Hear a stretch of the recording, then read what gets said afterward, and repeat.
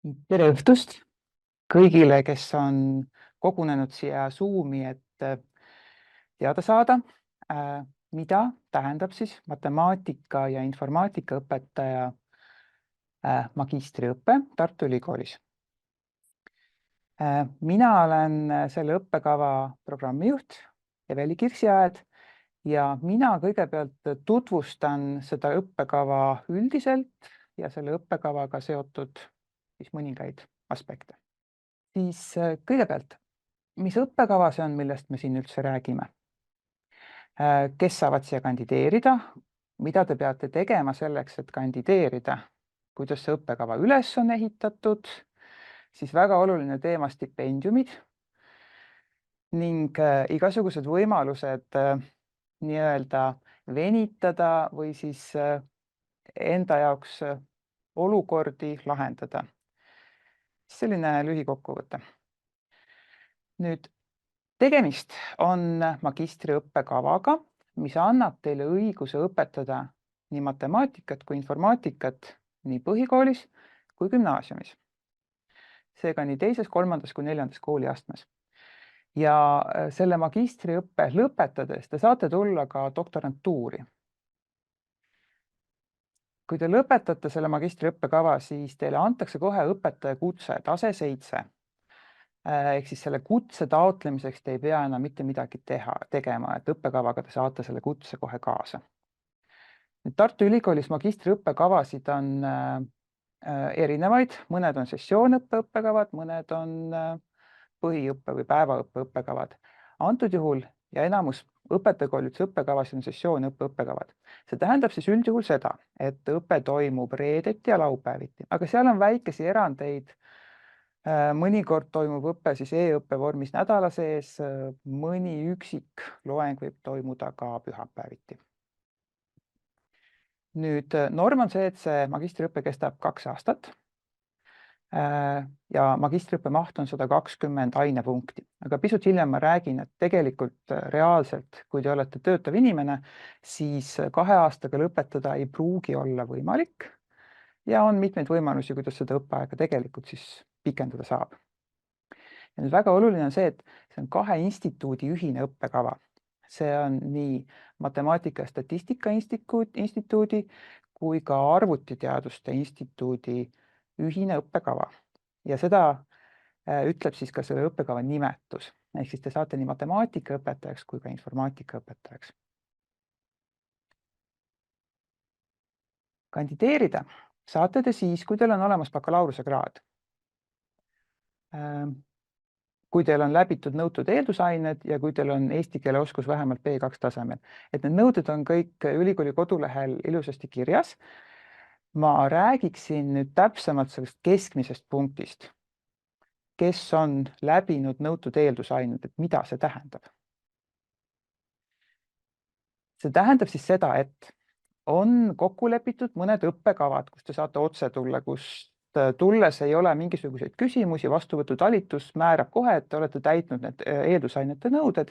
Ja nendeks õppekavadeks Tartu Ülikoolis on informaatika, infotehnoloogia, matemaatika, matemaatiline statistika, haridusteadus reaalainete osas ja siis loodus- ja reaalainete õpetamine põhikoolis. Sealt 2 suunda siis, need, kes on valinud matemaatika suuna või informaatika suuna või siis mõlemad.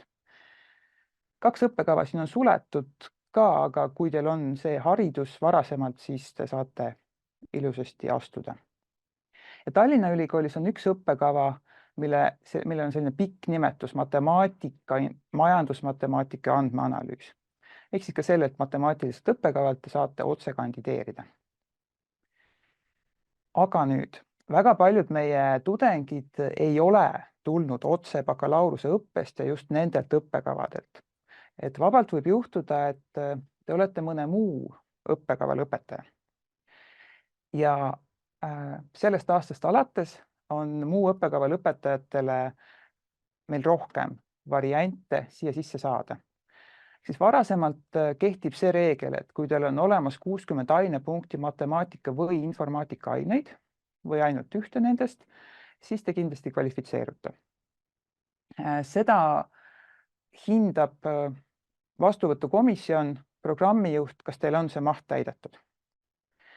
Kui teil nüüd juhuslikult ei ole see maht täidetud, siis selleks aastaks nii-öelda on selle teise punktiga rong läinud, aga ma siiski räägin sellest, et me oleme teinud nüüd niisuguse täiendusõppeprogrammi ehk siis nendele inimestele, kes on õppinud midagi muud, mis ei ole matemaatika ja informaatikaga seotud, aga nad tahaks ikkagi tulla matemaatika ja informaatika õpetajaks õppima, siis on võimalik näiteks nendel sügisest ühineda selle tasuta täiendõppeprogrammiga, täita seal ära see eeldusainete nõue.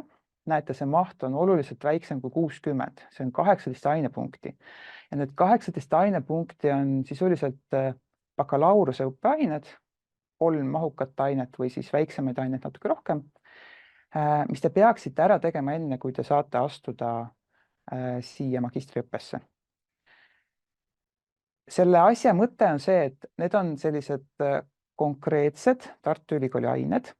Nad on mitte triviaalsed, mitte väga lihtsad. See on vaja vaeva näha ja kui see 18 ainepunkti on tõesti teil läbitud, ükskõik, kas te olete varem õppinud kunsti, filoloogiat või mida iganes.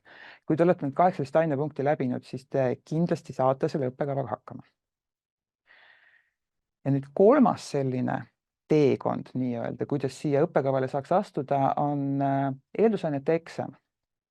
Ehk siis, kui ei ole neid eeldusaineid piisavas mahus, kui sellele täiendusõppeprogrammile ilmselgelt selleks aastaks enam kandideerida ei saa, saab sügiseks tulla, siis on võimalik tulla ka eeldusainete eksamile. Ja eeldusainete eksamile on pandud selline kõrge lävend, me teeme seda esimest korda, seega me ei oska prognoosida, et kui kerge sealt on läbi saada, mis need inimesed üldse endast kujutavad, kes sealt selle lävendi ületavad, aga selline tee on kah olemas. Ehk siis me igal juhul ootame igasuguse taustaga inimesi, kes tahaksid õppida matemaatika ja informaatika õpetajaks. Nagu te näete, siis kohtade arv sellel õppekaval on päris suur, 25. Viimastel aastatel seda täita meil ei ole õnnestunud, nii et kindlasti tasub kandideerida.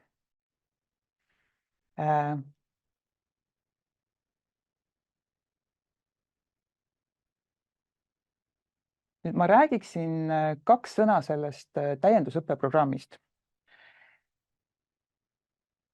See on ehitatud üles ühe mooduli põhjal, mis meie õppekavas on olemas, mida ma hiljem ka näitan. Ja olulised on just see loetelu nendest ainetest, mida kõike ei pea läbima. Ehk siis sinna saavad tulla inimesed, kes siis ise valivad, missugused aineid nad läbivad ja nad saavad seda läbida individuaalses tempos. Kui selle ühe õppeaasta ehk siis 2 semestriga ei õnnestu see 18 ainepunkti kokku saada, siis tegelikult vabalt võib see venida ka pikemaks. Oluline on see, et on mingisugune maht olemas ja selle programmi kandideerimise tähtaeg on august. Aga nüüd, kuidas magistriõppesse kandideerida? Avalduste esitamise tähtaeg on 26. juuni. Kui te olete avalduse esitanud, siis vastuvõtutalitus kontrollib seda, kas teil on eeldusainete nõue täidetud, kas te tulete mingisuguselt õppekavalt, kus te saate otsa astuda, kui ei, kas te olete selle täiendõppeprogrammi läbinud või siis ta suunab teid komisjon siis suunab teid sinna eeldusainete eksamile. Ja nüüd sellele järgneb see päris sisseastumine, mis on vestlus. Vestlus 5-liikmelise komisjoniga, kus teiega siis vabas vormis arutletakse nende all loetletud teemade üle. Ja selle põhjal selle vestluse põhjal moodustatakse pingerida, mille alusel siis võetakse tudengid vastu ja mille alusel tegelikult saate esimesel semestril ka stipendiumi selle pingerea alusel. Nüüd õppekava.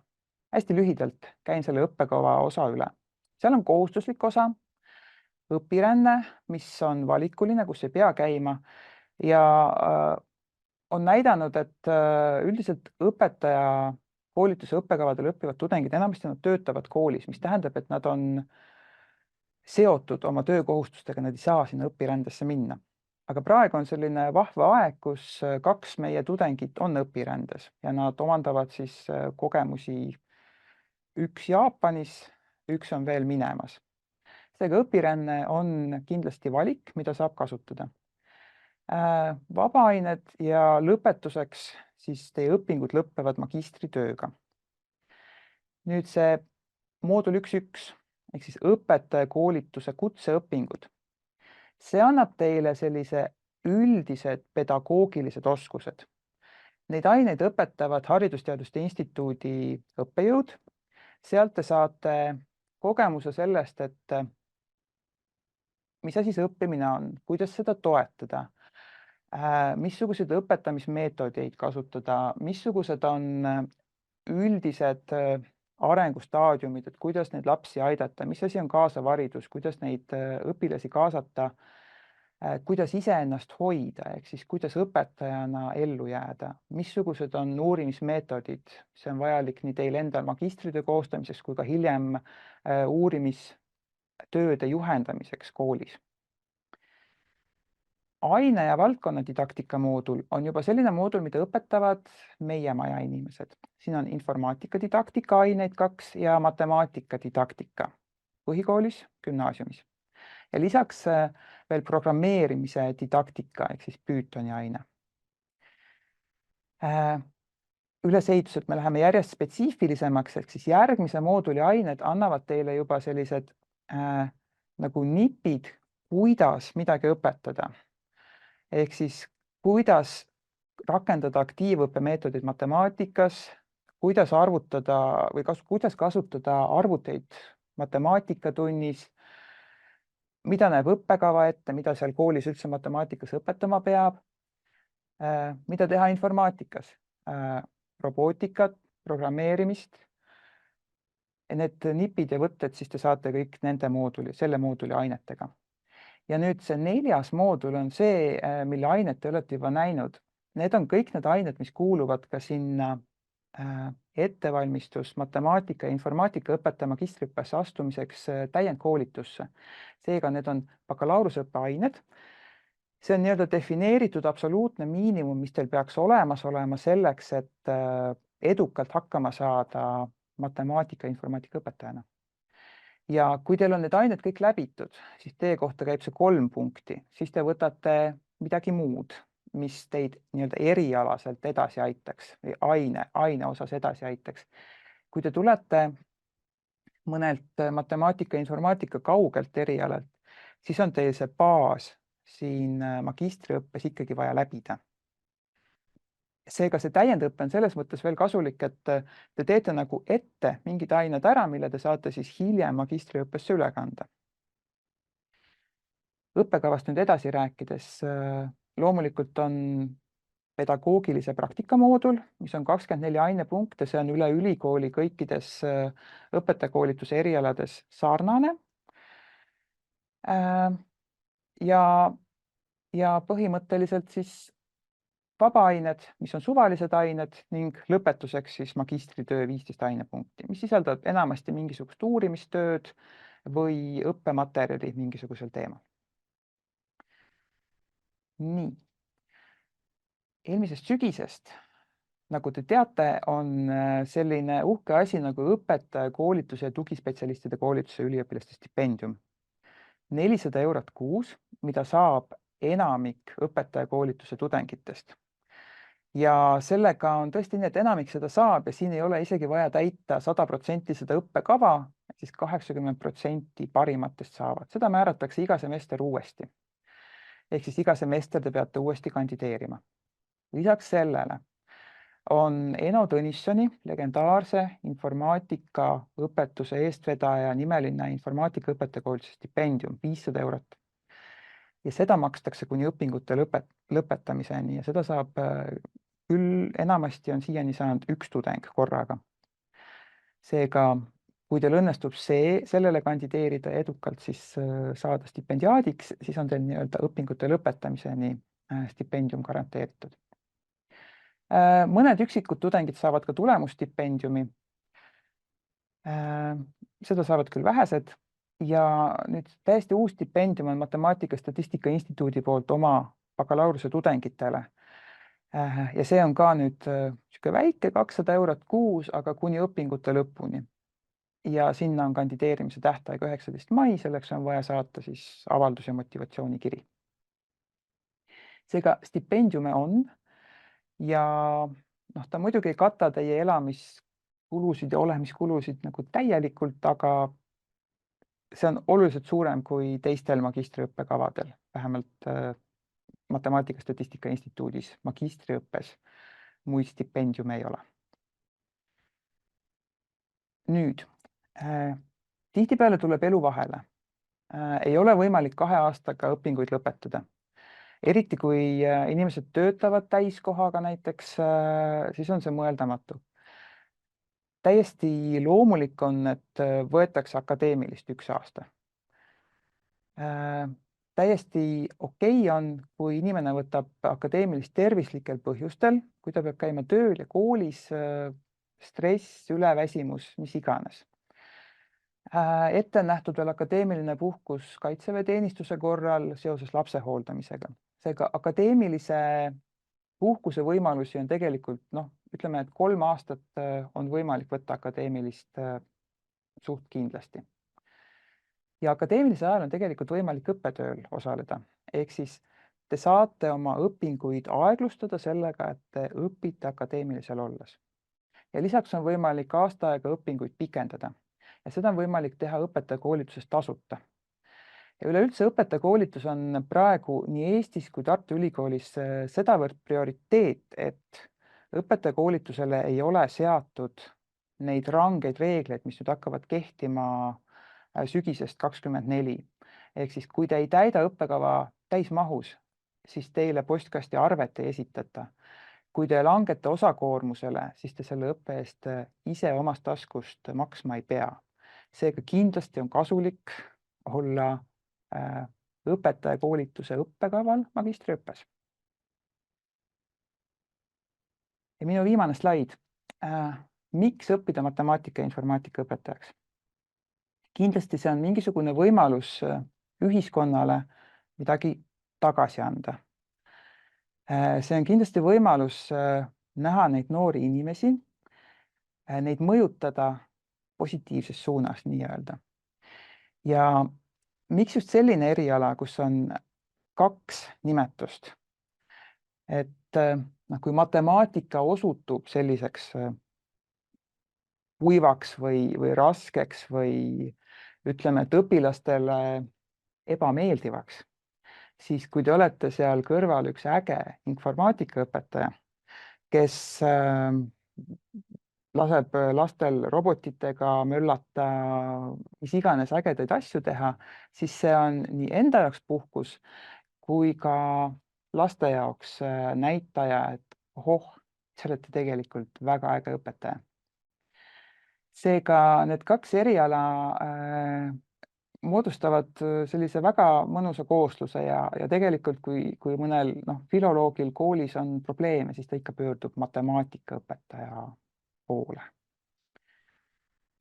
Et meil on siin täna esinemas veel 3 inimest ja nemad ilmselt oskavad sellele küsimusele palju paremini vastata.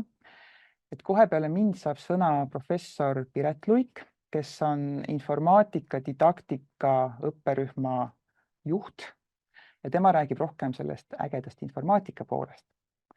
Pärast Piret Luike anname sõna meie tudengile, Eke Markus Mutikale, kes on tulnud otse matemaatika bakalaureuse õppest ja tema saab siis rääkida sellest, mida see tähendab, see õppimine siin. Ja lõpetuseks anname sõna ühele säravale vilistlasele, matemaatikaõpetajale ja mitte ainult matemaatikaõpetajale Karita Hommikule, kes räägib siis sellest, kui äge on olla matemaatikaõpetaja ja mida sa veel saad teha, kui sa oled õppinud matemaatikaõpetajaks. Annan siis sõna Piretile. Tere siis kõigile ka minu poolt.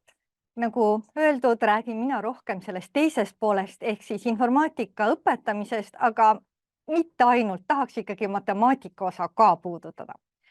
Ja kui rääkida kõigepealt sellest, milline olukord on koolides, siis EHIS andmetel meil on 1638 matemaatikaõpetaja ametikohta ja üle 3000 matemaatikaõpetaja.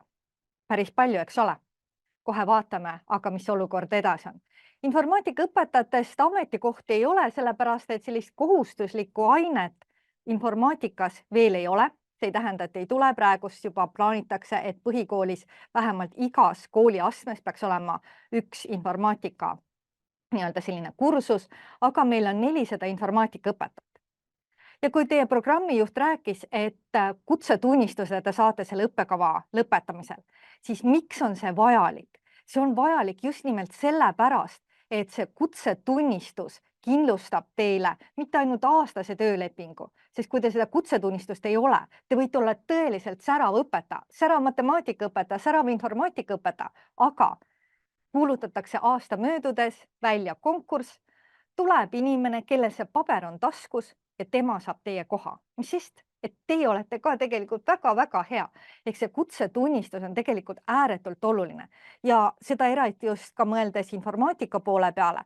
Te võite olla informaatikas väga-väga tark, aga teil on seda paberit juurde vaja, et isegi kui te tahate mõnda tundi koolis õpetada informaatikast. Ja milline see olukord on just nimelt selle kvalifikatsiooni nõuetega, siis käesoleval õppeaastal on ligemale viiendik matemaatikaõpetajatest selliseid, kes on ilma selle toreda paberita. Ehk siis nende puhul ongi just nimelt see oht, et aasta pärast on uus leping vaja kas sõlmida temaga või tuleb hoopis uus inimene. Meil oli 400 informaatikaõpetajat. Siis nende puhul on see protsent veel suurem, kellel ei ole seda paberit taskus. Lisaks sellele tuleb öelda, et Eesti haridussüsteemis on paraku olukord selline, et on õpetajalt nõutud magistrikraad, kutsetunnistus, eesti keele oskus. Aga see tähendab seda, et nende informaatikaõpetajate sees meie uurimused näitavad, et on ka muusikaõpetajaid, on ka eesti keele õpetajaid, on teiste ainete õpetajaid, kellel lihtsalt see informaatika mahub tunniplaani. Tunnikavasse. Ehk siis neid, kes veel ei tea kuigi palju sellest informaatikast, aga õpetavad informaatikat õpetajakutsega, on ka paraku nende seas, kes on siis selle 74% sees, kellel näiliselt on kvalifikatsiooninõuded kõik täidetud. Ehk siis mõelge sellele, et te praegust võib-olla ei usu, et te satute kooli õpetajaks. Võib öelda, et mina olen üks selline väga hea näide, kus ütlesin ka, et mitte kunagi ma kooli ei lähe. Läksin. Ja minul seda paberit ei olnud, ehk siis ma pidingi alustama uuesti oma õpinguid. Ja nagu öeldakse, paber ju leiba ei küsi, ta võib teil olemas olla ning te ei tea täpselt, mida siis elu ette toob. Ehk siis, kui rääkida, et miks üldse informaatika õpetajaks, siis mõelgegi sellele, et see on tegelikult üks võimalus toetada seda IT-tiigrit. Meil räägitakse palju sellest, et jaa, Eesti oli pikka aega esirinnas informaatika valdkonnas, aga nüüd on see tiiger jäänud magama, on seisma jäänud. Ja võibki olla ju olukord, kus näiteks teie enda laste koolis on õpetaja, kes informaatikat ei teada, aga tal on kutsetunnistus olemas, ta õpetab ja teile see olukord üldse ei meeldi, sest te tahate saada selliseid säravaid inimesi, kes tõesti uusi IT-idufirmasid looks ja sellega Eestit maailma tippu viiks. Te tahate kooli minna, selleks on teil vaja kutset, ehk siis läbida just nimelt see õppekava. Miks koos? Siis mina lisaks programmijuhiliga selle, et kui teil on koolis nii matemaatikaõpetaja kui informaatikaõpetaja, teie olete see matemaatikaõpetaja, siis paratamatult, kui informaatikaõpetaja on haige, komandeeringus või kuskil mõned koolitusel, siis antakse teile need informaatikatunnid. Ja ärge tahke siis olla see, kes ütleb, et on küll tore robot, aga ma ei tea, mida see teeb, näidake mulle. Ehk siis saage need teadmised. Ja kui te olete veendunud, et ikkagi tahate töötada just nimelt IT-sektoris, siis informaatika on ka see võimalus, et te töötategi IT-sektoris, aga te annate mõningaid tunde ka koolis, aidate seda kooli, aidates neid õpilasi. Ikka õpetajakutse on siin vajalik.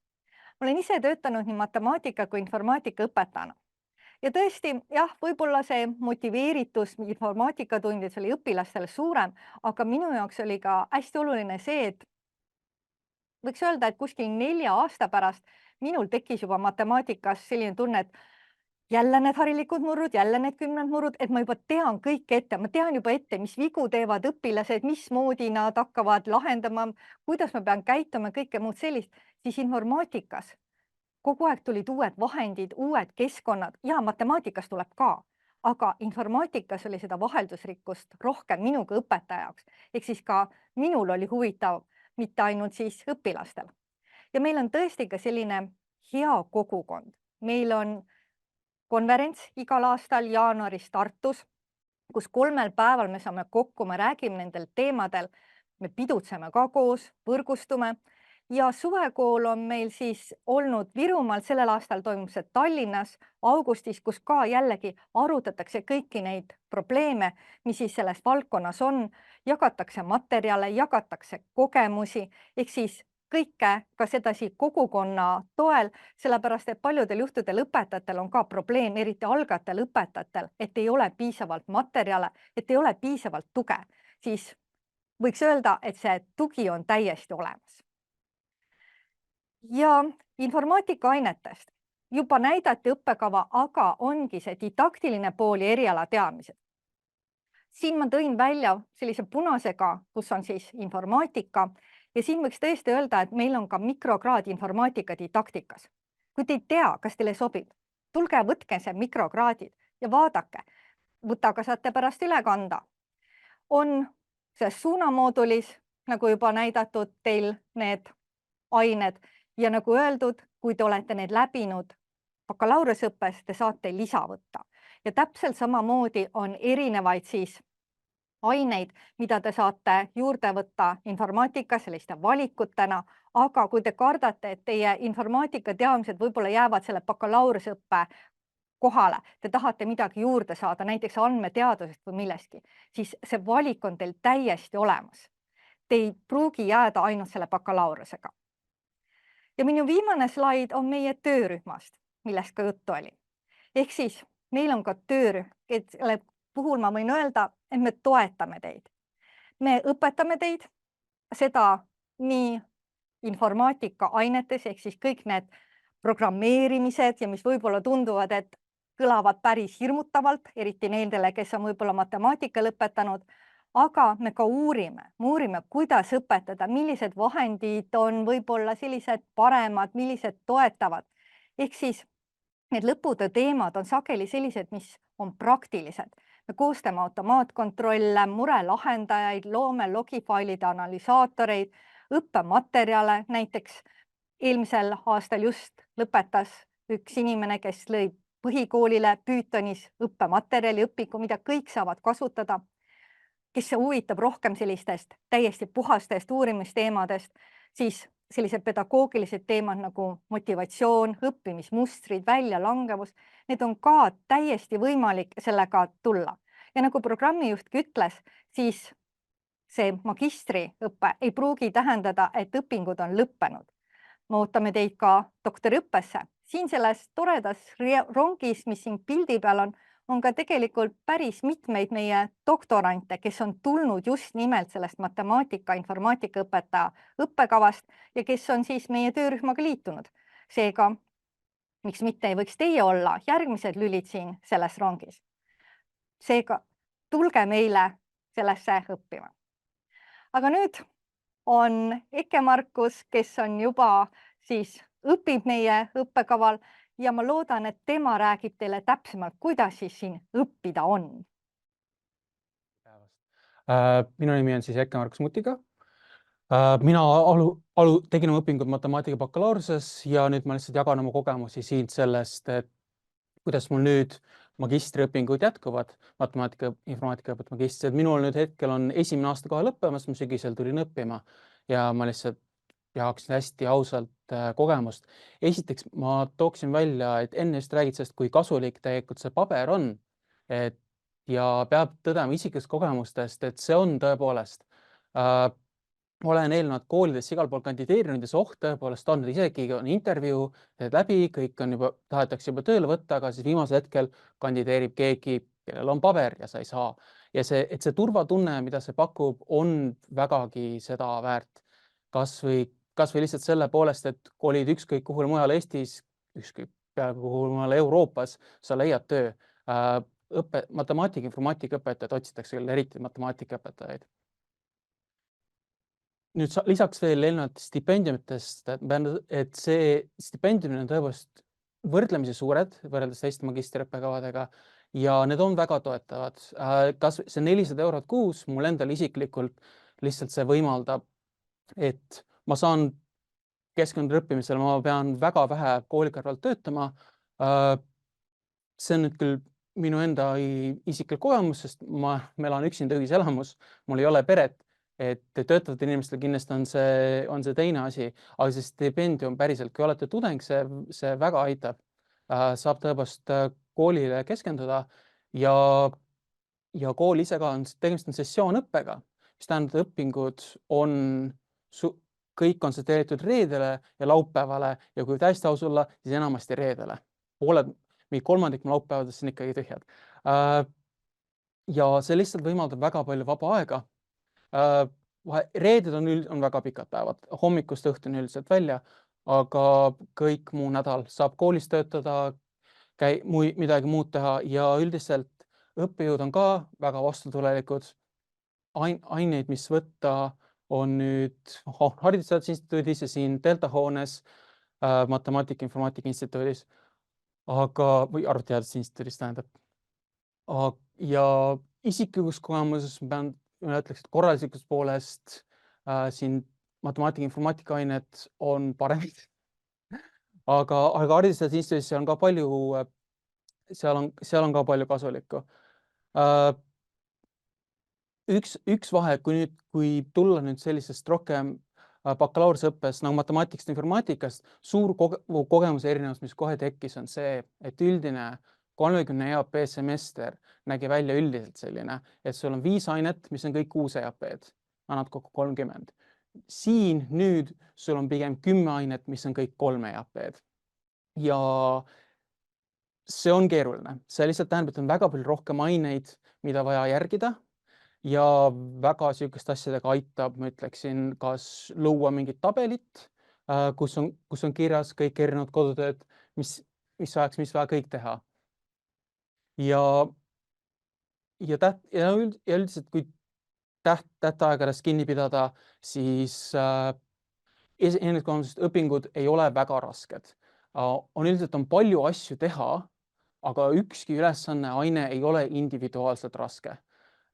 Võrreldes matemaatikaõppega näiteks minu enda isiklik kogemus, vahest võib tulla see üks aine, mida tuli lausa mitu korda võtta või mille peale tuli väga pikalt õppida, et on aine, mis paneb tõsise vaimse pingutuse, et millestki aru saada. Ja mul on 1 aasta veel, mul on 2 aasta veel, aga ma pean ütlema, et seda kogemust mul veel siiamaani ei ole olnud, kus mul oleks tõsiseid raskusi ühegi aine läbimisega. Ja mõnes mõttes see on positiivne, sest taaskord see annab veel lisaks aega. Ja nüüd see kogemus kindlasti ei peegelda kõiki, sest taaskord mina olen tudeng, kes seal ühiselamus ilma pereta ja ma ei ole üldiselt töötav inimene. Mul on väiksed ülikooli kõrvalt tööotsad ja võrreldes mu teiste kaastudengitega, kes on töötavad inimesed, üldiselt koolis töötavad, siis see kogemus on lihtsalt raske ja seda aega leida kooli jaoks ei ole nii lihtne, aga üldiselt kõik saavad ainetega hästi hakkama.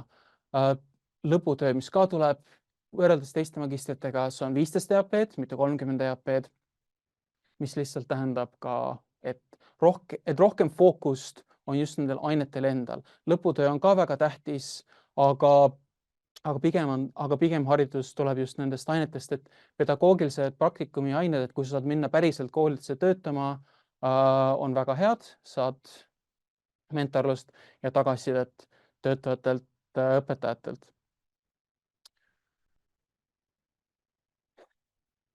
Siis veel koolist endast. õppides ka, et peaks mõtte kokku. Vabandust. Ma räägin täiesti hingest oma isiklikku ausat kogemust siin.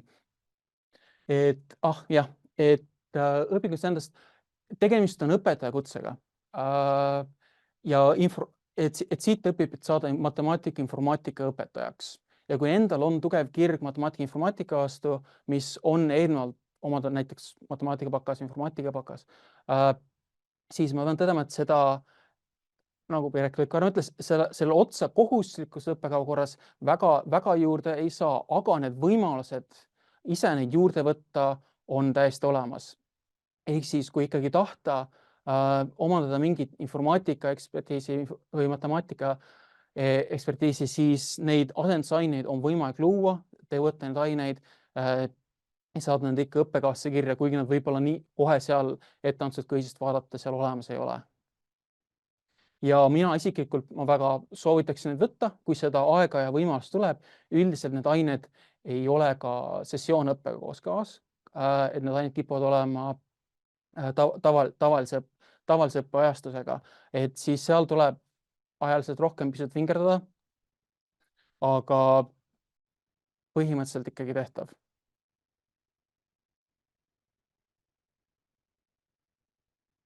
Ma hea meelega pärast ka veel vastaksin küsimustele, et mis minu enda muid kogemusi siin veel ülikooli kohta. Aga muidu ma julgeksin tegelikult väga seda õpetaja magistrit soovitada küll just siin Tartu Ülikoolis. Haridust üritatakse just arvestada, et oleks tudengil lihtne õppida, õppijad on vastutulekul, kõik mis ikkagi probleemidega tulemaks, eeldused ikkagi on, et sa töötad ja üldjoontes ained annavad sulle ette väga konkreetsed eesmärgid, mida nad sinult ootavad, mida sinul on vaja teha. Ja see kindlasti lihtsustab õppimist. Ja mul on veel 1 aasta õpinguid teha. Juba olen alustanud lõputöö planeerimisega ja lõputööga ka. See on väga tore, siin on ka väga vabad käed, et seda saab teha haridusteaduslikku uurimistööd, aga võimalusel, kui on soovi, ka rohkem konkreetset puhast matemaatikat või informaatikat. Et meie isikkogemus ongi tõepoolest, et kui minul on soovi midagi õppida või midagi teha, instituudid pingutavad, et mulle vastu tulla.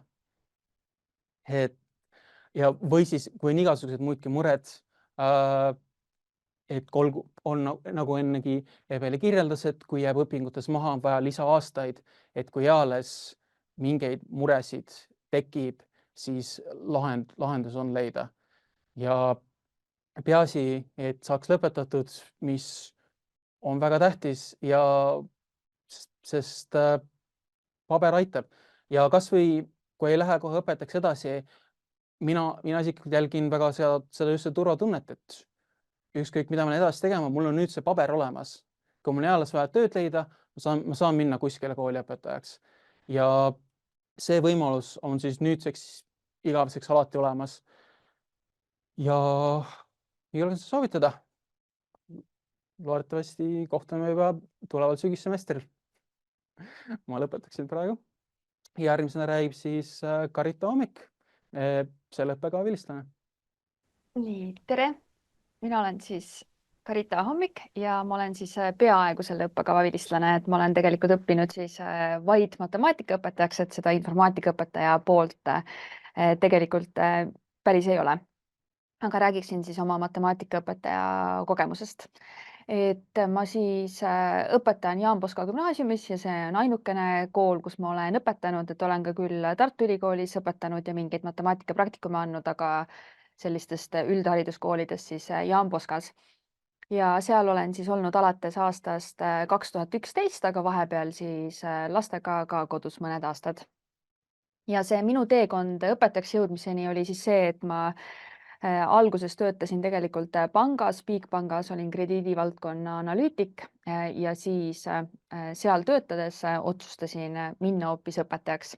Ehk siis mitte võib-olla väga traditsiooniline lähenemine, et alguses seda toodi välja ka, et pigem võib-olla inimesed unistavad nagu teistpidi, et saaks panka tööle minna kusagilt mujalt, mitte et sealt ära tulla. Aga mina tahtsin siis kooli tulla ja pole seda veel kahetsenud.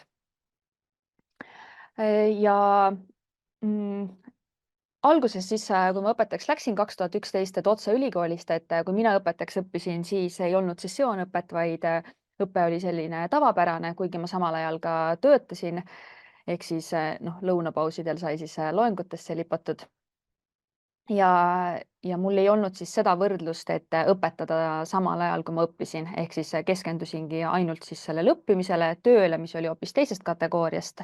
Ja siis läksin kooli ja siis alguses, ma ei tea, vist nagu kuidagi noorena on julgust nagu rohkem neid kohustusi võtta, et üsna suure koormusega kohe kooli, lisaks samal ajal jäin õpetama ka ülikooli midagi, sest et ka sinna oli inimest vaja, ehk siis see koormus oli üsna suur ja 2 esimest aastat võib-olla umbes selline oligi, et ega ma sealt laua tagant hästi välja ei paistnud. Aga samal ajal see siiski oli ikkagi põnev, et seda tunnet ei olnud, et liiga hirmus on või liiga palju tööd, et kuigi tööd oli palju küll, aga see oli ju arusaadav, et ma olin esimest aastat õpetaja, et mis ma siis eeldasin. Lisaks läksin ma ju kooli, mis alles loodi, ehk kõik oli uus ja see kool alles ise ka otsis oma kohta. Kui ma nüüd ennast õpetajana kirjeldan, siis ma panin siia sellise Zenni pildi, aga et mõned asjad, mis siis mind kujundasid või et kuidas ma siin vahepeal siis muutunud olen. Et alguses, kui ma olin õpetaja, ma mäletan, kui ma läksin Poskasse tööle, siis Helmer Jõgi oli seal direktor ja Helmer ütles mulle, et Karita, et ega sa matemaatikaõpetaja ei ole, sa oled õpetaja. Ja siis ega ma vaatasin lihtsalt mingi lause, mida mingi mees ütles, et ega ma päris täpselt sellest aru ei saanud, et mis mõttes ma olin õppinud matemaatikaõpetajaks, ma tulin siia tööle matemaatikaõpetajaks, mu töölepingus on matemaatikaõpetaja, et nagu mis kategooriaid siin veel on. Ja mul läkski tegelikult ikkagi mitu aastat aega, enne kui ma sain aru, mis ta mõtles selle all, et ma ei ole siis ainult matemaatikaõpetaja, vaid ma olen lihtsalt õpetaja ja see on midagi suuremat, kui olla matemaatikaõpetaja. Et alguses õpetajana, ma arvan, et ma olin siis ka tore õpetaja, aga ma olen kindlasti nüüd toredam, et mis võib-olla keerulisemaks selle asja tegi, oli, et ma olingi ühelt poolt natukene kinni selles matemaatikas ja võtsin hästi isiklikult mingisuguseid asju, aga koolis ei tohi minu meelest asju isiklikult võtta, sellepärast et õpilastel, eriti noortel gümnaasiumiealised või ma ei tea, kas eriti neil, mulle tundub, et eriti neil on nii palju mingisuguseid oma asju ja see matemaatika on lihtsalt üks väike jupp nende elus, et kui seal midagi ei suju, siis see ei ole kuidagi õpetaja pihta, et see on lihtsalt nende elu. Ja kui minus toimus see mingisugune muutus, et ma ei olegi matemaatikaõpetaja, ma olen lihtsalt õpetaja, siis läks ka matemaatika õpetamine kergemaks. Ja ma tõesti praegu siiralt usun, et õpetaja töö üldse on väga hea töö.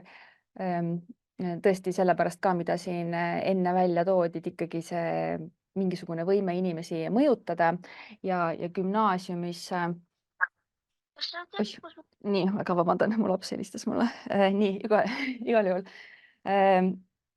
Et gümnaasiumis siis on minu jaoks teistmoodi siis see veel, et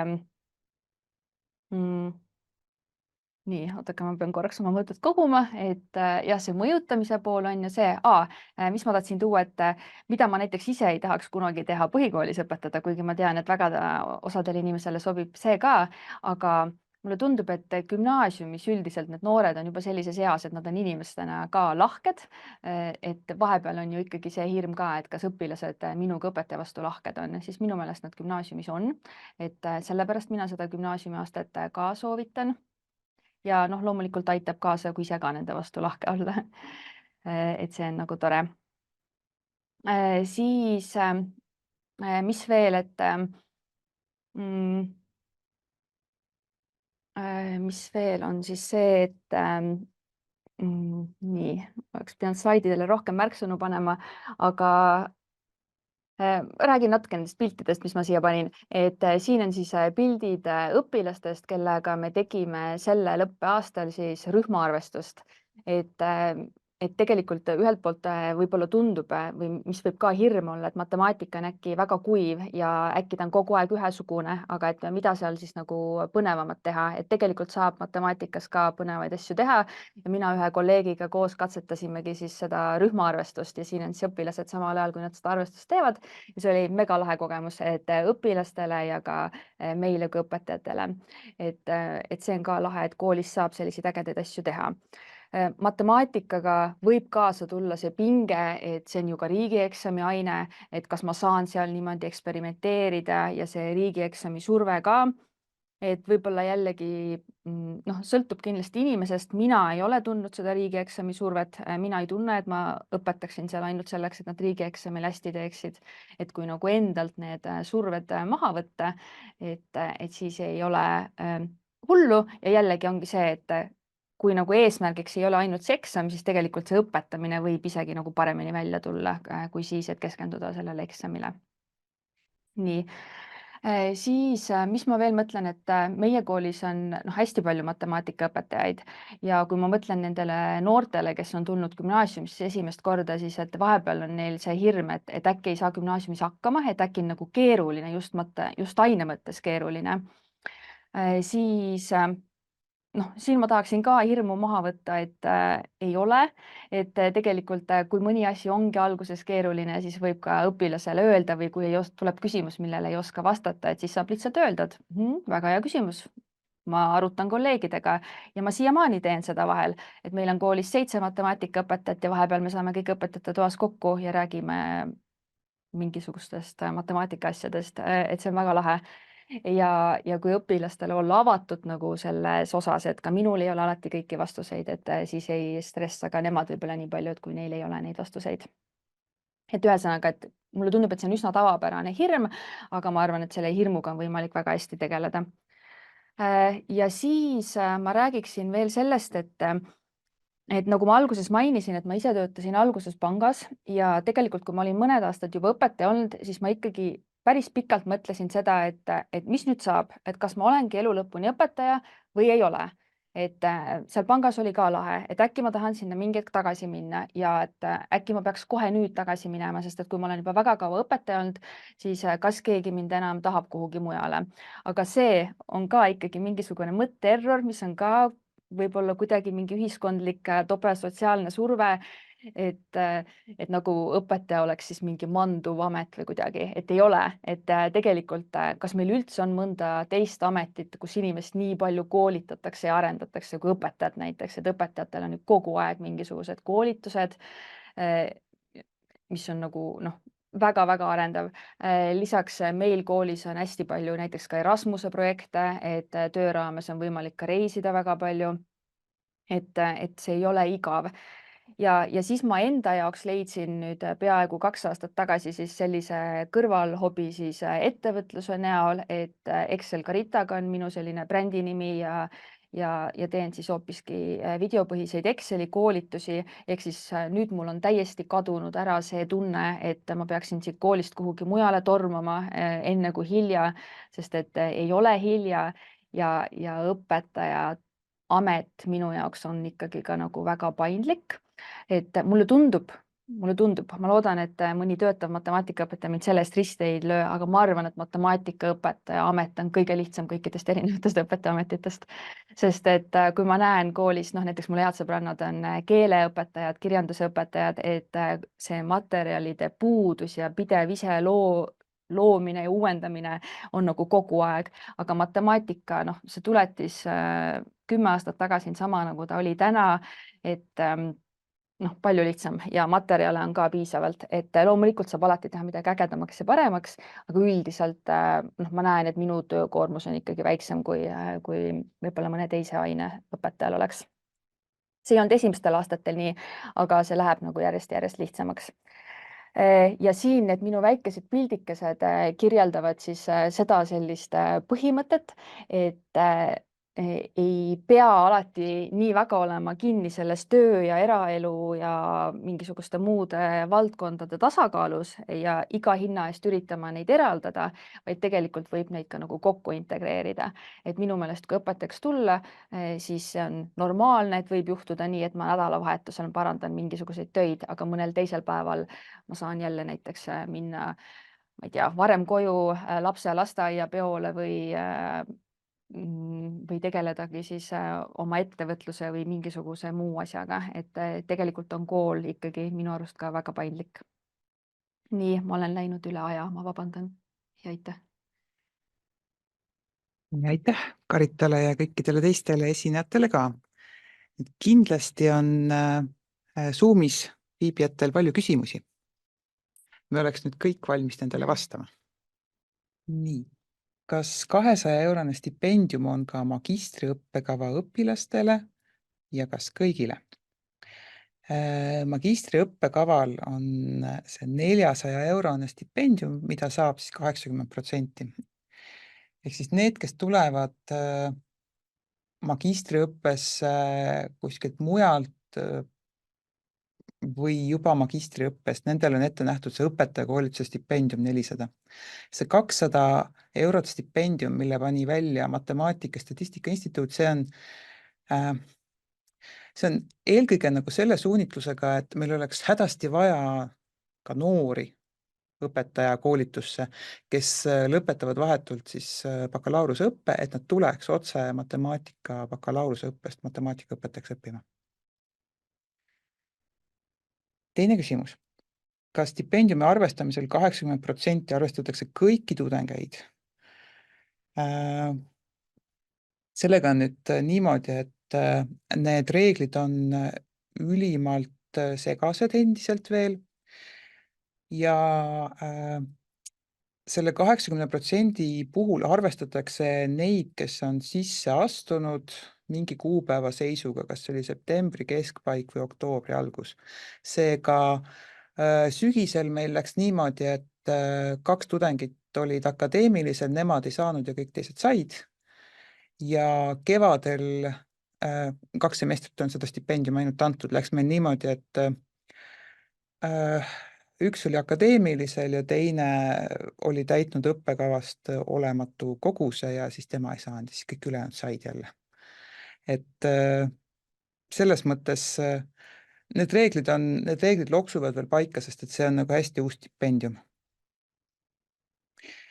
Ja reaalselt saavad siis nendest, kes sisse astus, et mina lootsin ka, et on 25 kohta ja siis 25-st 80% saavad, ehk siis kõik, aga nad arvestavad ikkagi reaalselt sisseastujatega.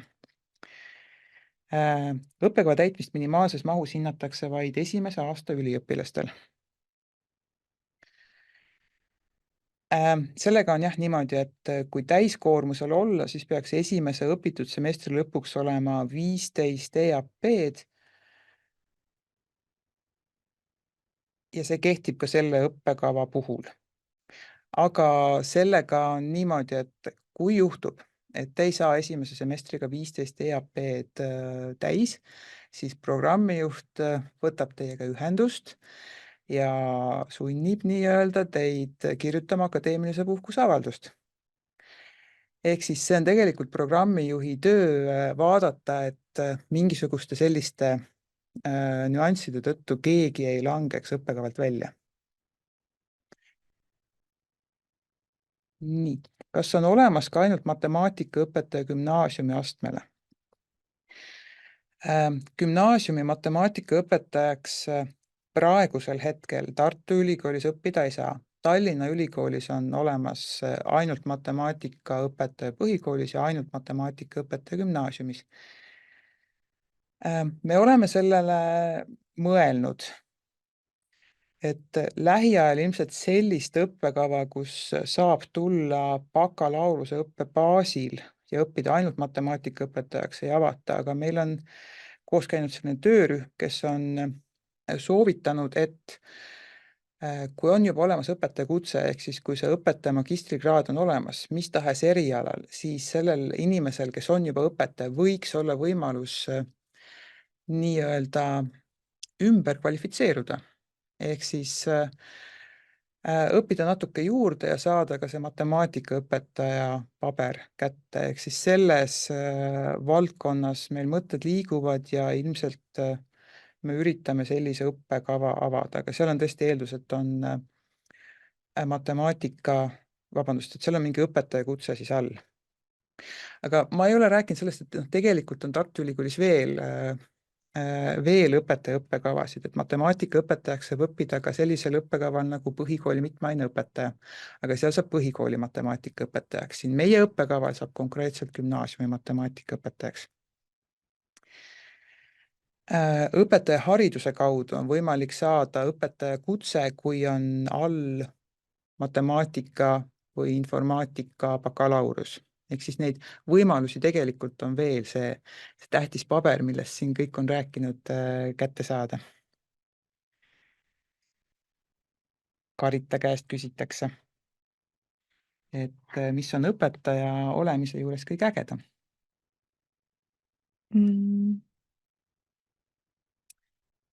Appi, kui hea küsimus.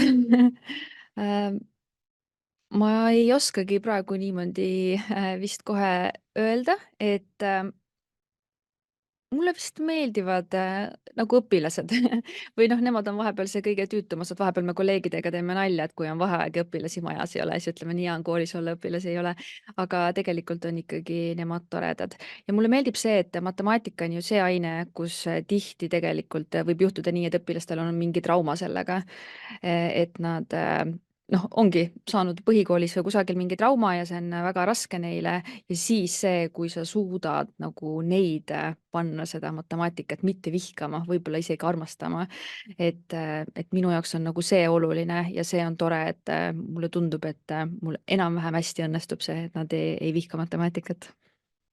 Võib-olla ma lisaks siia või toonitaks üle veel selle, millest Karita rääkis, et õpetaja töös ja ka ülikoolis töötades on see akadeemiline vabadus on see ülimalt oluline asi, mis nagu minu jaoks on hästi oluline. Et ma saan ise otsustada, kuidas ma asju teen. Ja ma saan ise otsustada ka seda, mida ma teen. Et see on küll õppekavas fikseeritud, aga teatud tasemeni, et see akadeemiline vabadus just on see, mis on koolis väga tähtis. Kas õpirände ainepunktid võivad maha minna suvalisest moodulist? Seal on määratud nii, et tervet moodulit õpirändega täita ei saa, aga neid saab tõesti peaaegu suvalisse moodulisse paigutada. Et kui te lähete õpirändesse, siis te teete plaani, mis ainet te võtate selles välisülikoolis ja siis tegelikult te saate kohe kinnituse, et te saate need sinna moodulisse paigutada. Kui palju praktikaaineid saab siduda juba praegu töötamisega? Ehk siis praktikaaineid te saate teha selles koolis, kus te õpetate, eeldusel, et teil on seal vastav õppeaste olemas. Et kui te peate tegema gümnaasiumipraktikat, siis teil on gümnaasiumiklassi vaja, põhikooli praktika jaoks on põhikooliklassi vaja ja oleks vaja koolipoolset juhendajat. Seega saab siduda oma tööga küll. Ja juurde tegemine tähendab seda, et te teete ühe näidistunni informaatika didaktika osas. Ma ei oska seda praegu öelda, kui palju te peate seal juurde tegema, aga kindlasti saab seda oma olemasoleva tööga siduda. Lisaastaga on nüüd nii, et jah, siiani ja nüüd see kevad veel kehtib see reegel, et ma saan minna tasuta lisaaastale siis, kui mul on tegemata ainult lõputöö ja kui mul on rohkem tegemata, siis selle eest peab maksma. Aga nüüd 24 karmistuvad igasugused muud reeglid, ehk siis baka- ja magistritudengid kõikidelt teistelt mitteõpetajakoolituse erialadelt peavad hakkama maksma iga ainepunkti eest, mis neil puudu jääb. Aga õpetajakoolitusel on nüüd tehtud see erand, et puuduvate ainepunktide eest ei maksta. Seega see laieneb ka sellele lisaaastale. Nii. Millised on Tartu ja Tallinna erinevused? Kes oskab sellele vastata? Mina tean seda, et suvel astus meile üks tudeng, kes sai sisse ka Tallinna Ülikooli matemaatikaõpetaja erialale. Ta õppis seal alla poole aasta ja nüüd ta on meie tudeng. Seega ma saan teid suunata tema juurde ja tema vastab kindlasti sellele küsimusele. Keegi teine täiendab. ja Piretil on täiendada. mina võin öelda, et Tallinna Ülikoolis ei saa sellist kombineeritud õppekava, millest me oleme rääkinud, et on hea, kui on matemaatika, informaatika koos, seal on matemaatika eraldi ja informaatika on eraldi. Ja informaatikas ei ole nii suurt rõhku programmeerimisel, ehk siis te võite selle lõpetada ka nõnda, et ta ise programmeerida ei oska, kui gümnaasiumis õpetate näiteks programmeerimist või tarkvaraarendust, siis jäta hätta.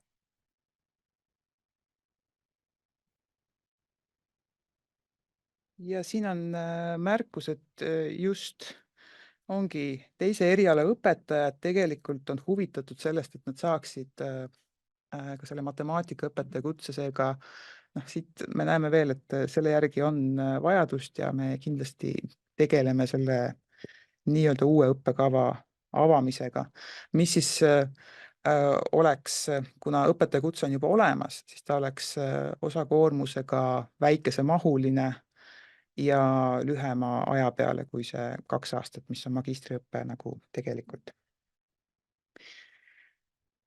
Ma võib-olla ütleksin veel seda, et tegelikult meie õppekaval õppides on võimalik valida kõrvalerialasid ka loodusteaduste õpetaja õppekavalt. Ehk siis tegelikult on võimalik lisaks saada põhikooli füüsikaõpetajaks, põhikooli keemiaõpetajaks. Ehk siis see on ka teema, millega me siin ülikoolis üritame edasi tegeleda, et need õpetaja koolituse erialad liiguks nii-öelda ristkasutusse, et juba õppides oleks võimalik valida siis omale midagi kõrvale ja et ka hiljem, kui on juba õpetajakoolitus lõpetatud, oleks võimalik tulla uuesti ja siis niimoodi väikeste moodulite kaupa saada juurde siis mingisugune lisaeriala, mida just siis näiteks teie koolis vaja oleks, et te suudaksite anda midagi veel. Kas IT mittoinformaatikutele magistrikava võiks olla sisseastumise eelduseks piisav? Praegu esimesel kursusel meil on üks tudeng, kes on tulnud selle õppekava pealt. Tema puhul ma vaatasin ära, et tema puhul oli see 60 EAP-d oli ilusasti täidetud. Et teie puhul siis pean selle nagu eraldi veel üle vaatama õppeinfosüsteemist, et see 60 EAP-d on olemas, aga tõenäoliselt on see olemas.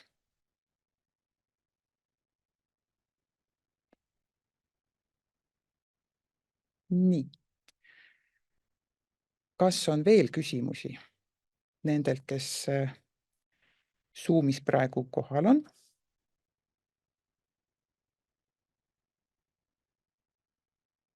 Kui ei, siis igasuguste küsimuste osas võite pöörduda minu programmijuhi poole. Selle meili te leiate ülikooli vastuvõtu lehelt eveli.kirsiaed.ee. Ma saan ka vaadata, et kas teil need nõuded on täidetud, et sisseastumiseks see eeldusainete nõue, kas see on täidetud. Ja saan vastata ka igasugustele muudele küsimuste ja loomulikult võite meie tänaste esinejatega võtta otseühendust või siis minu kaudu nende käest veel küsimusi küsida. Nii, kui rohkem küsimusi ei ole, siis kena õhtu jätku ja loodetavasti kohtume teiega vastuvõtuvestlusel.